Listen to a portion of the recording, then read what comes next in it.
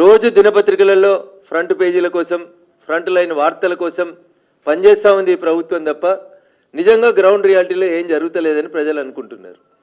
దానికి ఒక సజీవ తార్కాణం టెలిఫోన్ ట్యాపింగ్.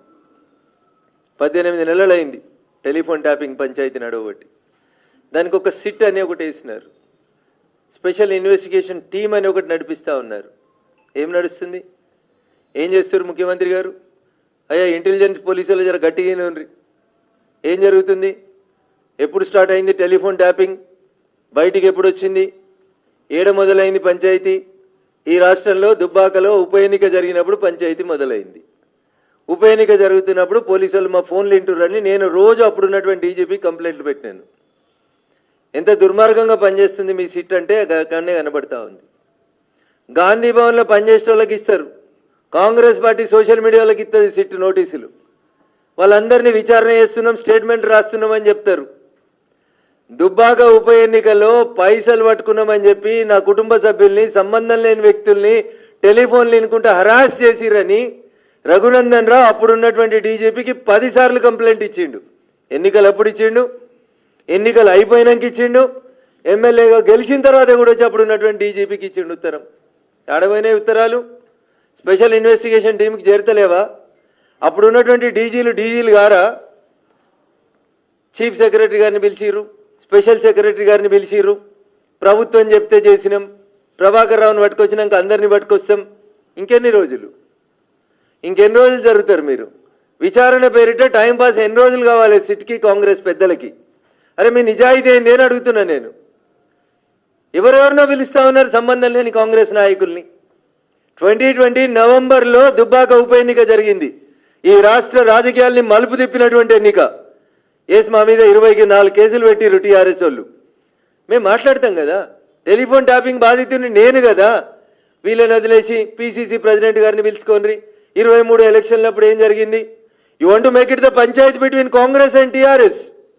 ఇదేనా స్పెషల్ ఇన్వెస్టిగేషన్ ఆఫీసర్లు చేస్తున్న ఇన్వెస్టిగేషన్? రఘునందన్ రావు ఫోన్లు వినలేదా? రఘునందన్ రావుకి నోటీస్ ఇవ్వాల్సిన అవసరం లేదా? గాంధీ భవన్ పంచాయతీ ఇది, గాంధీ భవన్ పంచాయతీ జూబ్లీ హిల్స్ పంచాయతీ ఇది. ఇగో ఇక్కడనే తెలుస్తుంది మీ స్పెషల్ ఇన్వెస్టిగేషన్ టీంకి చిత్తశుద్ధి లేదు, మీకు పని చేయాలని లేదు. Political vendetta, timepass vendetta. ఈ ప్రభుత్వానికి తప్పు చేసిన ఒక్కరిని కూడా అరెస్ట్ చేసే దమ్ము లేదు. అమెరికాలో కూర్చొని చెప్పిండు ప్రభాకర్ రావు, అప్పుడున్న డీజీ, అప్పుడున్న ప్రభుత్వ పెద్దలు చెప్తే చేసినామని. అదే రాసి రిమాండ్ చేయొచ్చు కదా 7 ఏళ్ళ దాకా. ఎవరిని రిమాండ్ చేసి లేదు.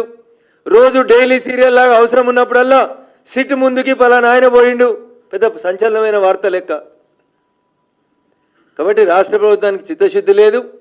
కాంగ్రెస్ టీఆర్ఎస్ రెండు ములాఖతై ప్రజలను ఆగం చేస్తున్నాయని చెప్పడానికి మంచి ఉదాహరణ కాళేశ్వరం కమిషను, టెలిఫోన్ ట్యాపింగ్. ఈ రెండిట్లలో ఎండ్ రిజల్ట్ ఏమొస్తుందంటే ముఖ్యమంత్రి గారు ఎలక్షన్లప్పుడు మమ్మల్ని నువ్వు ఎద్దేవా చేస్తుండే, బీజేపీ ఏమిచ్చింది, కేంద్రం ఏమిచ్చిందని. ఆయనకు ఒక ఊత పదం ఉంటుండే, గాడిద గుడ్డు వచ్చిందని. ఈ కాళేశ్వరం కమిషన్ అయినా, సిట్ అయినా ఇవన్నీ ఇన్వెస్టిగేషన్ చేసి రేపు రాత్రి లాస్ట్కి తెలంగాణ ప్రజల ముందు ఏముంచుతాయంటే ముఖ్యమంత్రి గారి భాషలో చెప్పాలంటే గాడిద గుడి తప్పితే వీళ్ళు ఏం చేసేటట్లు లేరు. ఇక్కడ కొండందవి వెనకటికో సామెత చెప్తారు, ఎలుకని పట్టిర్రని. వీళ్ళ ఆఖరికి ఎలుకని కాదు ఇంకేం కూడా పడుతుంది కూడా వీళ్ళకి చేతనైతే లేదు.